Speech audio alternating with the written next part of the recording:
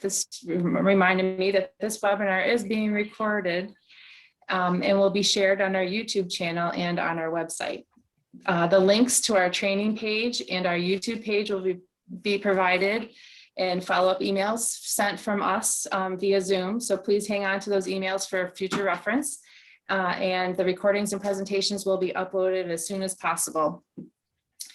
Our colleagues at the Technical Commission, the Lewis, Hamilton, Herkimer, Jefferson, and Oneida County Soil and Water Conservation Districts, and the New York State Department of Environmental Conservation Region 6 have worked hard to put this series together for you, and we hope you find it informative and interesting.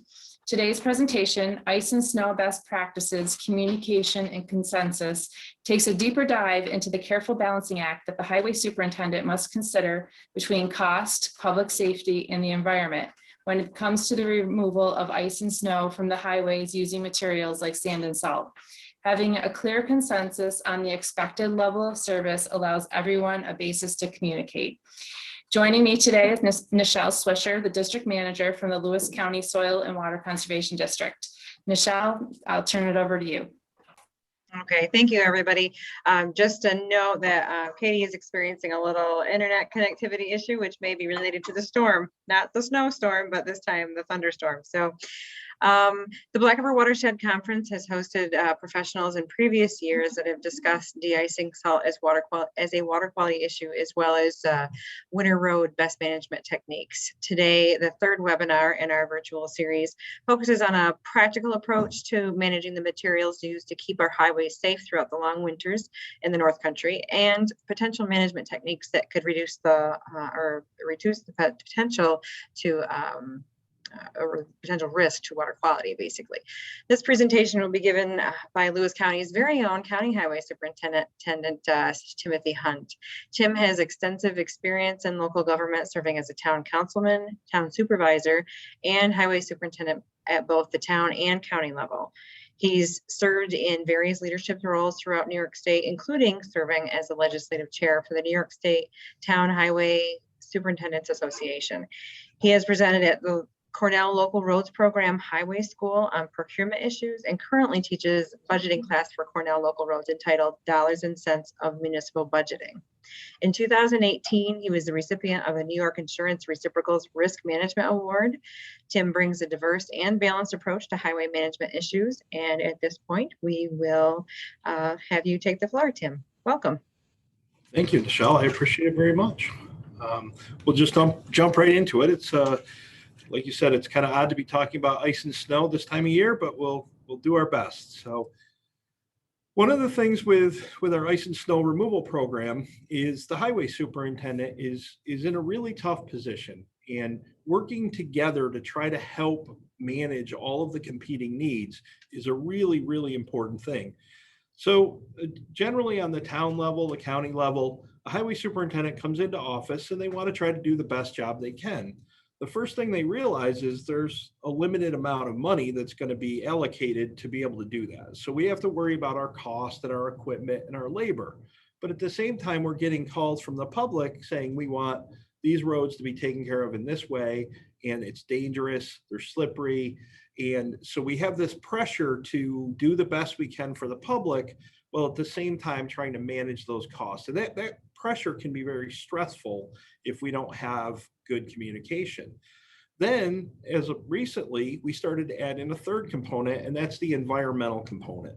Salt pollution, siltation, cost externalities from doing our job all started to play a part. And quite honestly, it's very difficult to know what to do and when to do it. So let's talk a little bit about some of those competing interests, the economics, the traffic safety, and the environmental. How do we balance all three of those things so that we're doing, I mean, obviously it'd be great if we could get safe roads that didn't cost us any money and didn't hurt the environment. That'd be awesome. Unfortunately, we know better. We know that there's a cost to everything we do, both environmentally and financially. So how do we make sure that that happens? And then recently, all of the information has made it even harder on the highway superintendents. The use of sand will cause buildup and sediment and turbidity in the waterways, impacting aquatic ecosystems negatively. There have been numerous studies by ecological experts that conclude that the detrimental environmental effects of sand outweighs those of salt. But now we're starting to hear all about what road salt is doing to the environment. That can also have serious negative effects on aquatic ecosystems. At high concentrations, salt can be fatal to some aquatic animals, and it can change the way the water mixes, leading to all sorts of problems. So we're starting to see the impacts of what we're doing on these roads and what they're doing to the environment. And I'm sure that everyone wants to do the best job they can and do the right things. I can tell you that I don't want to leave a legacy of damaging the environment in the process of trying to do my job and maintaining the roads. So how do we do this? Seems like a daunting task. There's a lot of current things that are happening that I kind of want to share. A lot of this started, the Fund for Lake George started doing research on road salt and the impacts it was having on Lake George. They started in 2015. Since that point, they've invested $550,000 to try to understand the problem. It's been very telling as they've gone through this process about the impact salt is having on that lake.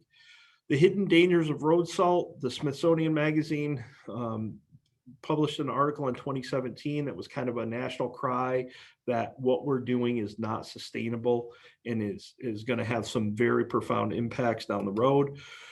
Paul Smith's College here is studying the impacts that winter highway maintenance has in the Adirondacks, and studies are now showing that the outbreak of harmful algal blooms is somewhat linked to road salt.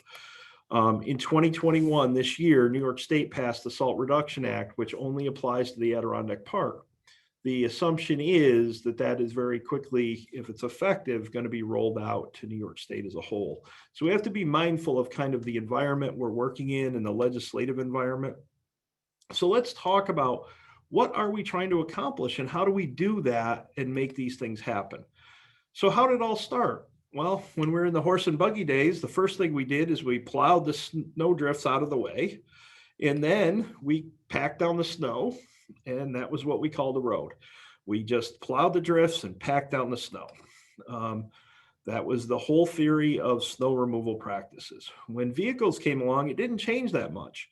Plow trucks only plowed. We plowed those drifts away, and then occasionally they would put cans of cinders at the bottom of hills or at curves.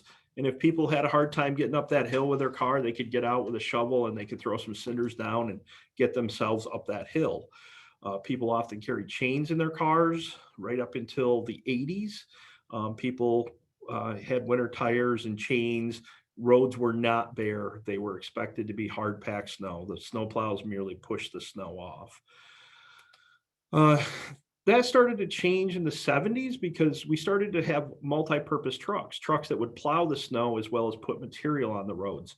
So every time the truck went out, they were able to actually sand the road or salt the road. Prior to that, we went out and plowed the snow, and then we came back and got a different truck and went out and put material down. Now we were able to do both at the same time, and it started to lead to a dramatic increase in the amount of material we used. And then 1980 happened and changed everything. In 1980, the Winter Olympics came to Lake Placid.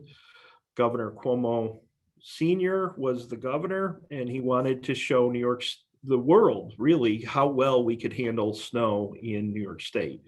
As a result of that, they increased the amount of salt that they used. The roads were bare, and public expectation went through the roof, and it's really never backed down since. So that was really when we saw, if you were to plot the amount of salt being used annually in New York State, you saw a large spike in 1980.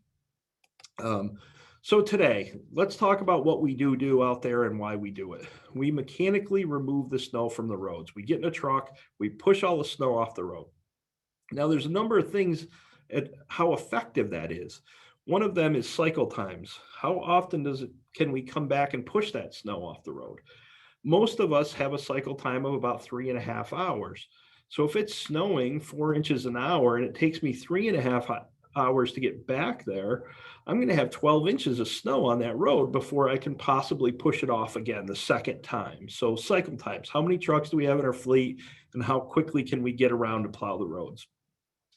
when and how often do we plow the snow, and then the actual efficiencies of that plow, and how well that is scraping the snow off. Then whatever snow is left on the road, we have a choice. Do we leave it there and use abrasives for traction? And the question is the quality and quantity of sand that we need to do that. Or do we put salt down and chemically remove the remainder of the snow? We can do that with salt, brine, mag chloride, calcium chloride, agricultural products, all sorts of things we can do to do that. Each year, the state of New York generates some 17 billion pounds of salt worth about $600 million. New York State is a large producer of salt, and it's a huge portion of our economy. It's readily available, and that's one of the reasons it's led to such a dramatic use of it. So some questions for all of you on the line today in the town that you're in. If you could just kind of make a little note. And the first thing I'd ask you is, how long does it take your town to do a plow route? Is it 2 hours, 3, 4?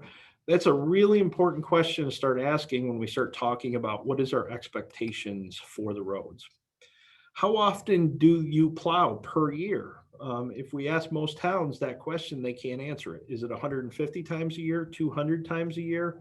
And I'm going to tell you why these are simple questions, but really important to know the data behind them.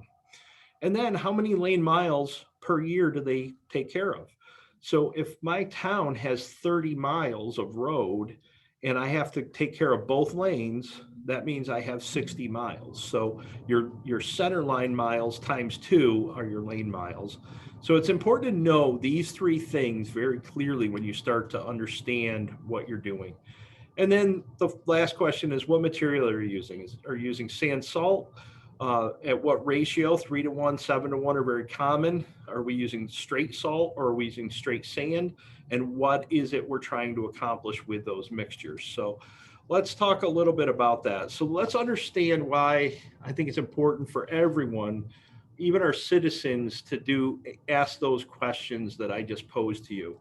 So let's calculate our application rate, something that very few people do, but it's very simple to do. How many trips did we take and how many miles of road did we plow equals the number of lane miles per year. Divide that by the total tonnage of material that you used each year, and you have an average application rate. It's a very simple calculation to gauge how you're doing. So if I have plowed 200 times a year, and I plow 30 lane miles of road, that means I've plowed 6,000 miles a year.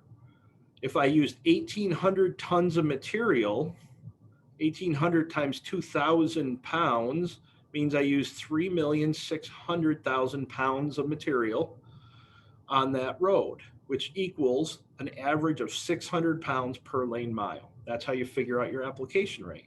So the question is that reasonable? 600 pounds per lane mile. If you're using a sand salt ratio of 3 to 1, which is what I used, that means you're putting down a roughly 450 pounds of sand per mile and 150 pounds of salt per mile. Given this ratio right here and this application rate, you could actually stop using sand altogether and see no impact to your roads. 150 pounds of salt per lane mile is pretty close to what the state is actually calls for in their specification. So, but a lot of people don't even realize that they're putting down close to the right amount of salt, but they're also adding a lot of sand to it as well. So starting to understand this and then go, what is the proper application rate of these 2 things and why are we doing it and what is the proper thing? Sorry, I got an automatic light in here, so it goes off on me. This right here is right out of the New York State DOT manual to give you an idea of what they recommend for application rates. Now, this is based on science, and this is the eutectic temperature. So if you look at, say, 23 to 32 degrees, salt being put down at 160 pounds per lane mile that is wetted will have the ability to melt enough salt or enough snow to get that road back to dry. So that is, and what you'll notice on these charts is that when you look at straight rock salt, it'll take 200 pounds of that between 23 and 32 degrees. It'll take 200 pounds of rock salt and about 40 pounds less if you just add water to it before you put it down, because now you've activated it chemically so you can put down a lesser amount of it. So a table like this is really good, and then start to use that as a benchmarking against your own practices. So I love benchmarking. What are your cycle times? How do they compare to your neighbors, the state, scientific recommendations, and just quite honestly, common sense? How about salt application? How does that stack up? How does your sand application stack up? You can start to learn a lot and start to work together. The board, the highway superintendent, and the public, when they all have the same expectations and they understand the resources it needed to actually pull that off, that's when we're going to get the highest efficiency. So that's really what we're trying to do, is communicate what are our expectations and what exactly do we need to do to reach those expectations. So let's talk a little bit about what I think is the best tool for communication, and that's an ice and snow plan. It's a document that's really designed to create discussion. So very rarely do we walk into a town board meeting and we sit down and we have a discussion like this. How do we take care of the roads at an acceptable level? How do I get the resources to do that? And how, so how do we get the resources to do it? The public's going to be okay with it. The board's going to be okay with it. And the highway superintendent can actually make it happen. So that's really the conversation we're trying to facilitate. There's all sorts of resources to help you with this. If you go to Cornell Local Roads, there is an entire website devoted to ice and snow practices. It has all of these guidelines. It has a template for actually creating an ice and snow plan for your community. It's this right here. I'm not going to click on the link today, but we'll certainly get those out to you if you're interested.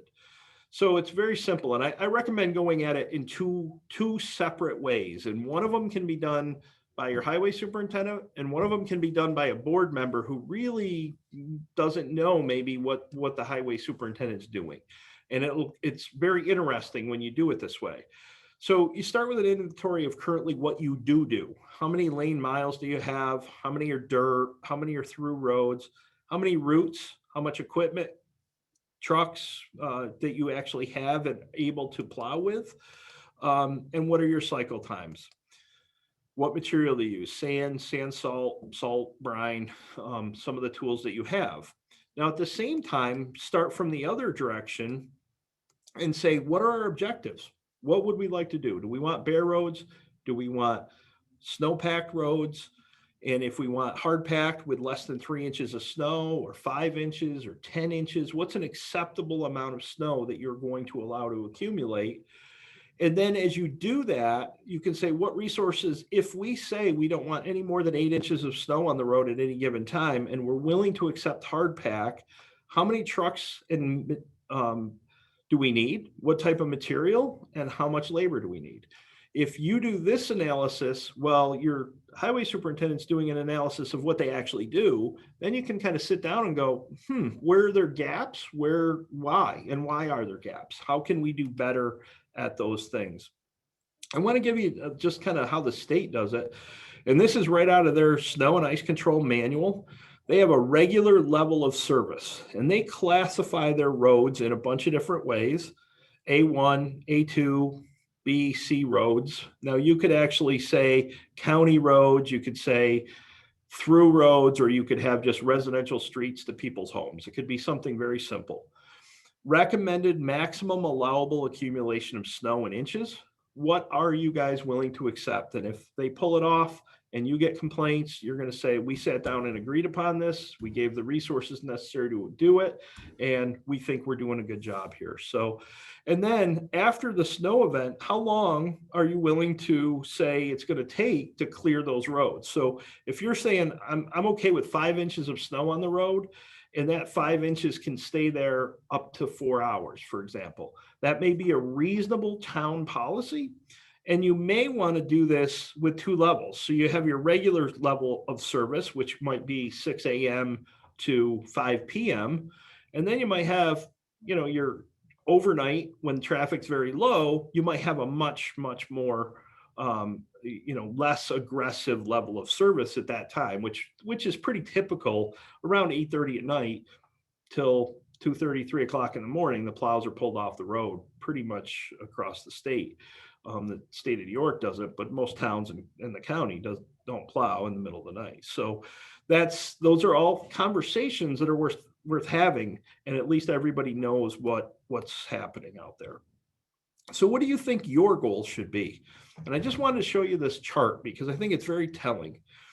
On a dry road, we can generally stop our car between 60 and 100 feet. When it's raining out, it takes about 120 feet to do that. On hard packed snow, that increases to about 180 feet. That's hard packed snow with no sand on it. And then we have icy roads 600 feet or more. And this is when we really start to see a lot of accidents. So we know we don't want icy roads. We want to make sure we get either traction material down or we want to melt that ice. But when it gets to packed snow or wet roads, these may be very acceptable on a residential street, on a very, on a dead end street, maybe even acceptable on a county highway. So those are conversations as a community we need to start to have. The idea that even in the middle of the wintertime, we should expect a bare, dry road all the time is what's led us into putting down so much salt, and trying to bear those roads back up and dry them off. And we know we can do it. In the middle of the winter, we have all jumped out on roads that are dry. Now, they're wet for a period of time until the salt even evaporates the moisture, and then they become dry again. And maybe that is not necessary, but it's a conversation we all have to have together. So let's look at some of the tools in your toolbox of how to accomplish this, what you can and can't do. First of all is the equipment that you're actually using. There have been dramatic improvements in every aspect of the equipment that we use. We don't always take advantage of it, but it's worth having a conversation every time you buy a new plow truck, every time you set one up, is what are those advantages, disadvantages, how we do things, can it be updated? So do we use 10-wheelers or 6-wheel trucks? How many do you need? And if you take the miles of road that you plow times the average speed, and I will tell you the average speed when you're plowing snow is somewhere around 12 miles an hour. So if you have 30 miles at 12 miles an hour, that's going to be your cycle time. And if that's too high, we better add another truck. So how many trucks do you have? It's a mathematical formula once you've figured out what you're willing to accept. Now, that truck does two things. It's pushing the snow off and it's putting material down. You got lots of choices. You can discharge that material in the center of the truck, which is the common way that it's been done for years and years. You can also do it off the side, which is becoming more popular, especially on high-speed roads like a state or county road. If you put the material down toward the center line, it will stay there better, as opposed to being flung off into the shoulder and into the environment. So a lot of people are doing side discharge toward the inside of the road. Front or rear discharge. Rear has been the most common one that we've used forever.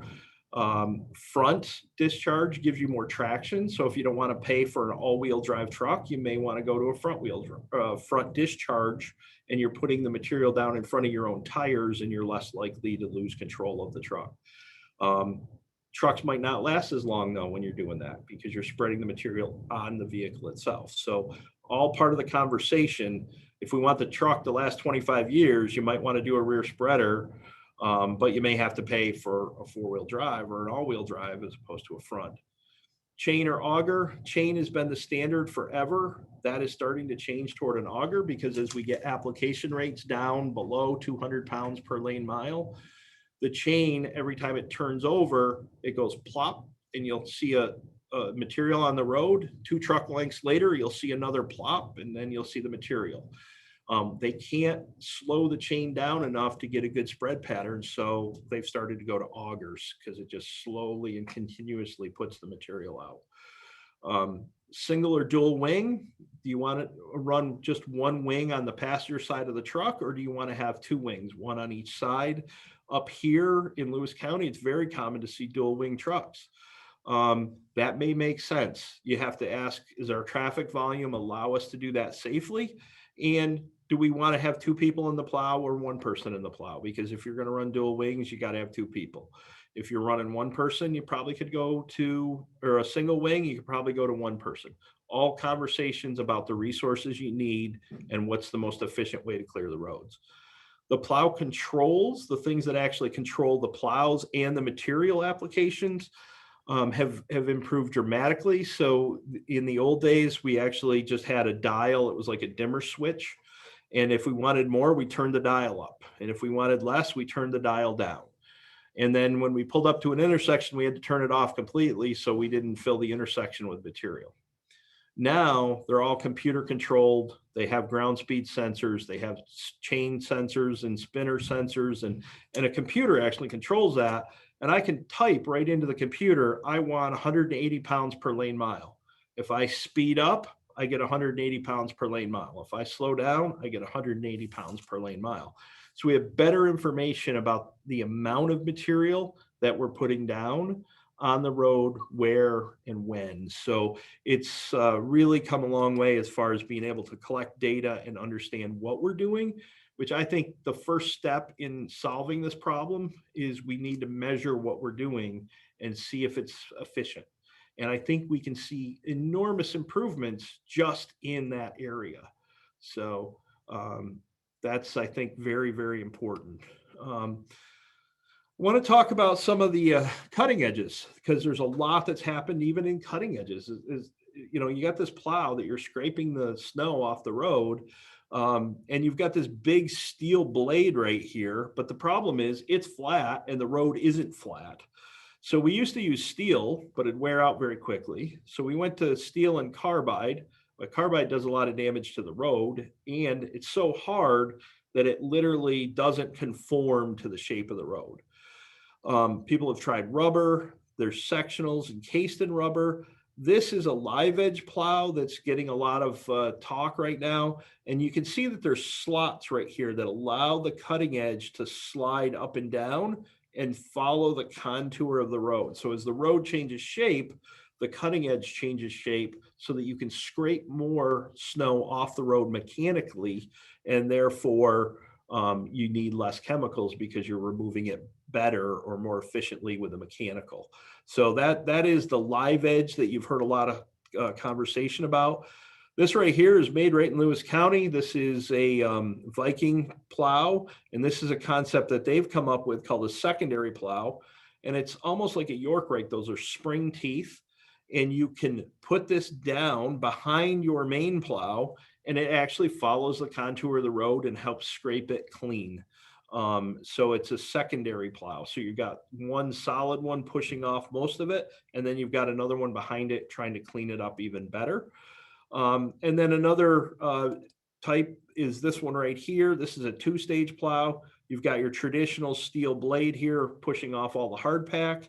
And then behind it, you actually have a rubber blade that acts like a squeegee and squeegees the road as clean as possible. So there's some examples of just even how we're progressing in the cutting edges and things you want to think about when you're starting to look at new trucks and efficiency.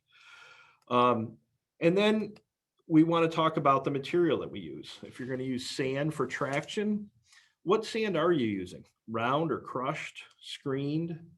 What size? Is it washed, not washed? Does it meet DOT specifications? Because there is a DOT specification for sand.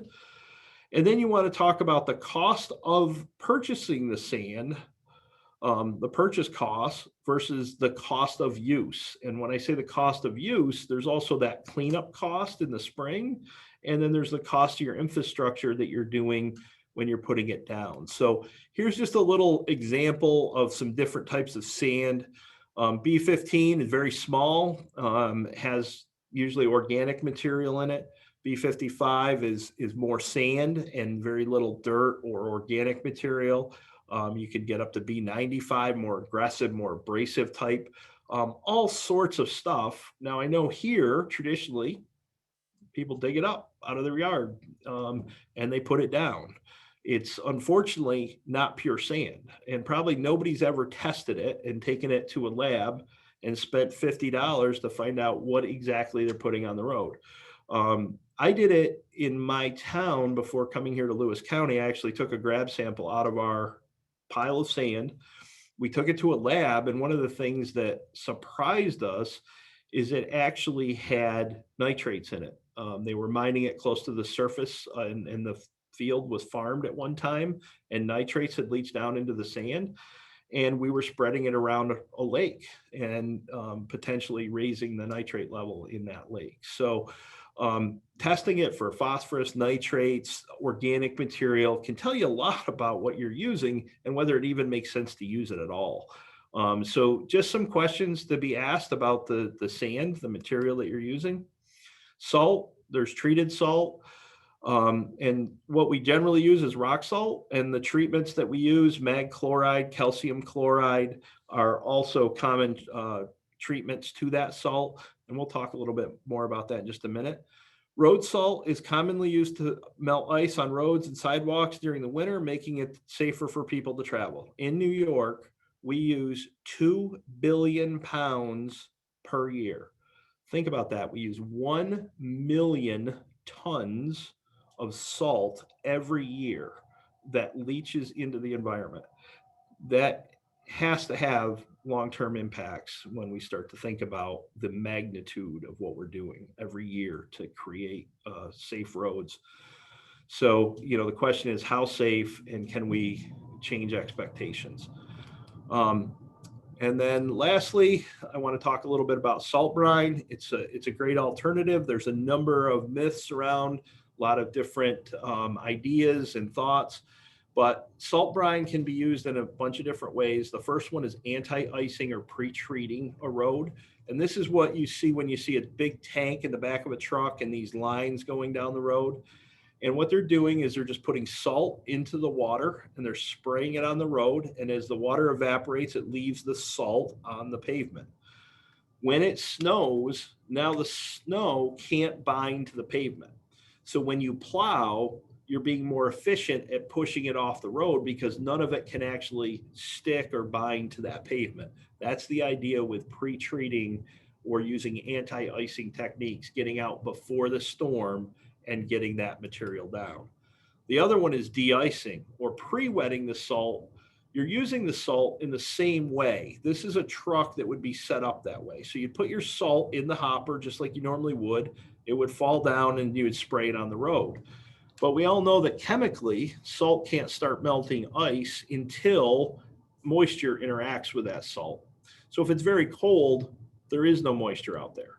And even when it's 20 degrees, 25 degrees, there's moisture out there, but it takes a long time for it to activate the salt. So what they do is they just install some tanks on the side of the truck.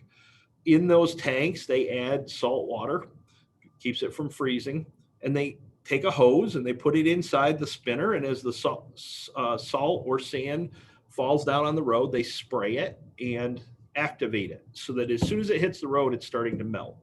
And they found that it takes less salt to melt the same cubic yard of snow if it's wetted prior to being put down. It seems a little counterintuitive that we're adding water to something that we're putting on the road in the wintertime, but it's a very effective tool. And so there's the anti-icing strategy, the de-icing strategy. There's guides available that tell you how many gallons you should be using. You want to be very careful using this. And I think this is why most people shy away from some of the liquids. Very effective, can get you into a lot of trouble if you don't manage it properly. If you're using liquids, you need to be back on that road within 2 hours or it'll refreeze and then you'll have created ice. So you want to know what you're doing. You want to be very careful and you want to have a good management plan when you start to use these products, but very effective. Both environmentally and financially, is starting to add some liquids there. And then we've got enhancements. And I want to kind of clear up the enhancement conversation because there's really two enhancements. There's magnesium chloride, which lowers the eutectic temperature of salt, which means it works at lower temperatures. And calcium chloride, same thing. The negatives with these is they're much more corrosive than just regular salt, but they also work at lower temperatures. And quite frankly, we're still adding a chemical to the environment, and maybe a harsher chemical. We don't really know what the long-term effects of adding mag chloride and calcium chloride into the environment is ultimately going to be. But we know if we add it, we can use way less material because it works so much better. So how do they deal with the fact that it's very corrosive? Is they add agricultural sugars. And those products do not melt snow. I don't care what any sales guy will tell you. If you look at the science, beet juice, cane sugar, cheese, we've experimented with all sorts of stuff. What it does is two things. One, it acts as a tackifier. It sticks the material onto the road where you want it to be, as opposed to letting it roll off into the ditches. So it's sticky and it sticks right where you put it. So that's one of the big things. And then the other thing is that sugar will coat the metal, and without oxygen, the metal won't corrode. So when we start talking about bridges and cars being corroded, when we start using calcium chloride, they corrode rapidly. When you add an agricultural sugar to it, it slows down that corrosion rate and it helps the product stick to the road. So you'll hear all sorts of stuff like they're using beet juice on the roads. What they're using is salt brine, usually with mag chloride or calcium chloride, and then a small percentage of beet juice mixed in as a tackifier. So salt treated with ag products reduces bounce and scatter by up to 50%, which is a huge improvement. So they're well worth considering. And it also reduces corrosion. So ag products being added to it are really positive things that we've got in our toolbox. So that's my presentation. If anybody's got any questions, I'd be glad to answer them. And hopefully I didn't bore you on snow and ice control.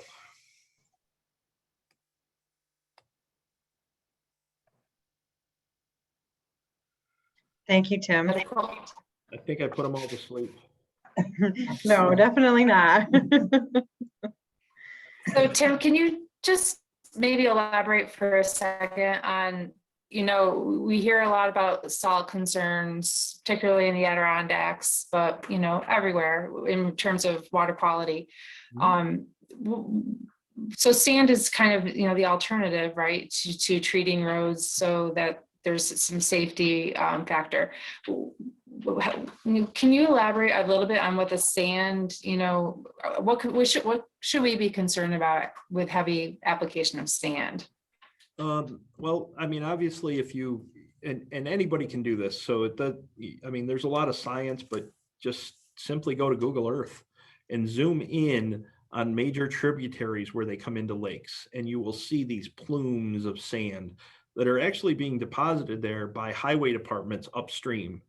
So when we put sand down on the Tug Hill, it gets into ditches. We get a heavy rain like we just had today. It floats the very fine stuff, the sand, and moves it downstream, and ultimately gets into the Black River and down the Black River and out into Lake Ontario. And I would bet that if you looked at where the Black River comes into Lake Ontario over the last 50 years, it's gotten shallower and shallower from those fines being washed in there. In the process, it's also burying fish eggs. It's creating a lot of problems. And with it, it also carries, as I mentioned, it carries a lot of other things like nitrates, phosphorus that you don't want in your water. I was in a community with a very small lake and a very environmentally sensitive lake, and we were able to actually measure the impacts of what we were doing on the road very quickly to the lake watershed. The bigger problem is that roads disrupted watersheds. Watersheds were meant to collect that water, slow it down, stop it, get it into the ground, and let the ground be the filter. But we have this really nice network of ditches and we've broken up the watershed and we transport it very quickly, whether it's sand or salt, directly into our waterways. So sand is an alternative. And both, whether you're using salt or sand, that's a community decision. But what I would implore is only use enough required to accomplish your goal. And I don't think we focus on that enough. Sand is cheap. Let's put it down, right? Well, how much? I don't know. When I get back to the shop and the truck's empty, I think that's enough. Well, what's the science say? What does it really say about how much material we need on that road? And I would tell you that we don't need very much sand. Most people don't realize that, but you need very, very little. We Okay. have we have a number of questions actually on the chat, and it looks like we still have some time, so I'll go ahead and start with one of the first ones. Is there anything to suggest spraying beet juice directly onto the salt is effective instead of the salt brine? I have seen nothing to suggest that just the straight product itself is effective. I'd have to look at that. I know that at higher concentrations, there starts to be some issues with just using straight like beet juice. We're kind of pushing into areas that are kind of cutting edge, which I love. And, I love recruiting local schools and getting the science class or the ag students and let's go make a test strip and let's try stuff and let's see what works. Who knows? There might be something right here in Lewis County, a byproduct of, making something that's effective. But we've got to start getting in that mindset of finding that and figuring out what the next alternatives have to be. So, yeah, so that's there. And I see somebody asked a question about what is our application rate at Lewis County? I see that came in the chat pod, and I will be very honest with you. I don't think they've done a really good job of keeping track of that. I came here in November. I don't think our controllers were calibrated, and I think the employees did a great job doing what they could do with the information they had. And I think that's true of, by the way, of all the towns and villages. We haven't given them a lot of tools to understand what they're doing. We did get them calibrated. It looks like we were running roughly around 400 to around 400 pounds a lane mile is my guess. But I'm going to start tightening up the controllers and getting the data so that I can answer that question more specifically, because how can we say we're not doing, that we are doing the right thing without having the data to back it up? I'm really big on understanding data. Another one of the questions are magnesium chloride and calcium chloride generally the same cost as traditional methods? Mag and calcium. Yeah. They tend to be more expensive. Now, the fact that you can use less salt helps justify the additional cost of adding mag chloride or calcium chloride. No, they don't tend to be, cost-wise, they tend to be a little bit more expensive, but if you look at the overall cost of use, you can justify using them. Now, you do have to be careful in Lewis County. I should preface all of this.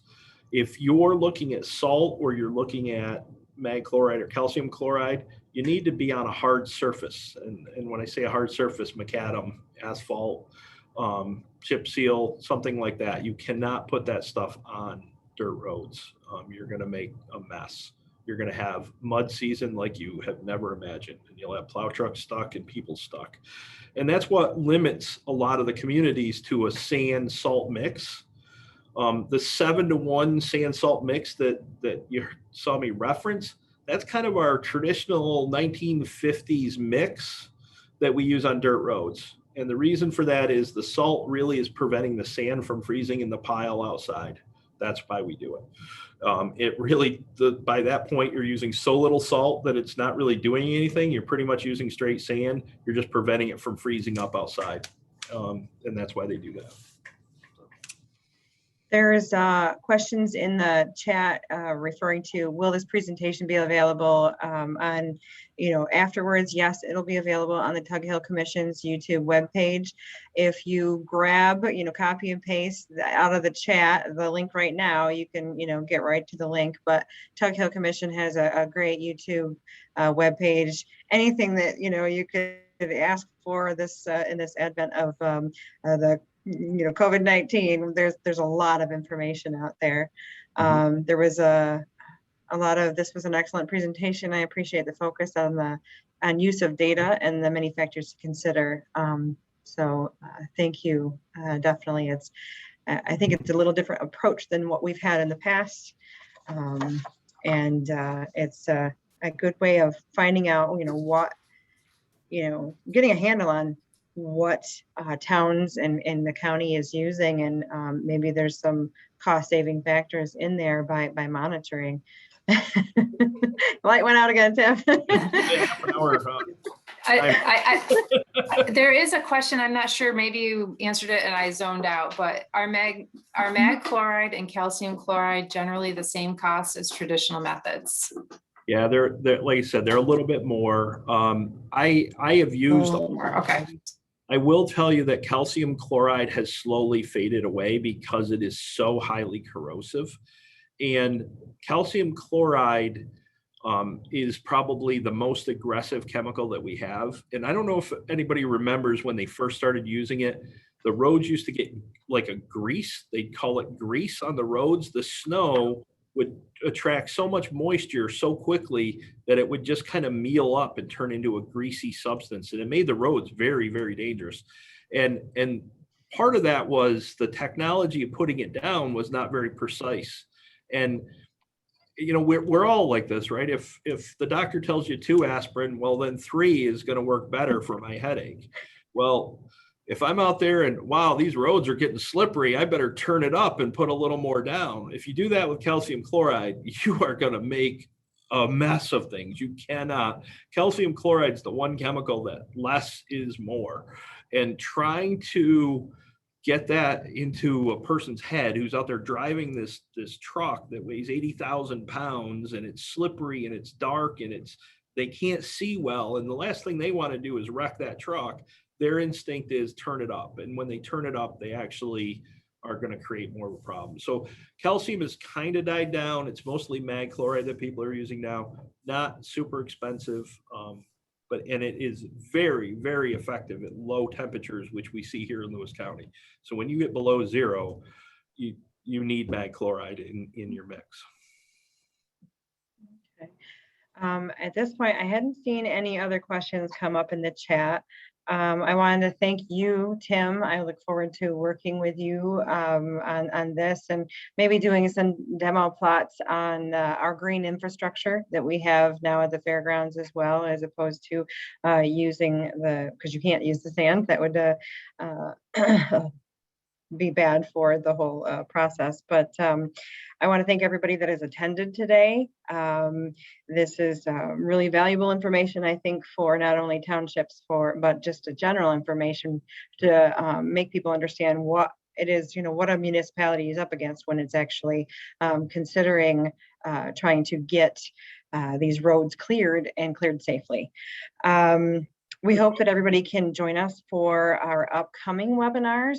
We have all the way into June. I think there's only one Wednesday in June that we don't have it, but the next one is on kind of community and climate resiliency. I believe that's right. Is that right, Katie? I can't remember.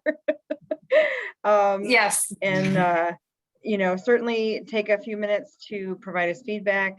We read every comment, very interested in what people are interested in seeing in the future, because we're going to hopefully someday go back to an actual conference instead of webinars. You can view these the next presentations at tughill.org/Black River Watershed Wednesdays 2021. Katie, anything Thanks else? a lot, Tim. We really appreciate your time. Yes. Nope, I probably should go before my internet breaks again. So, All right. Thank you, everyone. Thank you. Have a great day. thanks, Tim. Bye, everyone. Bye.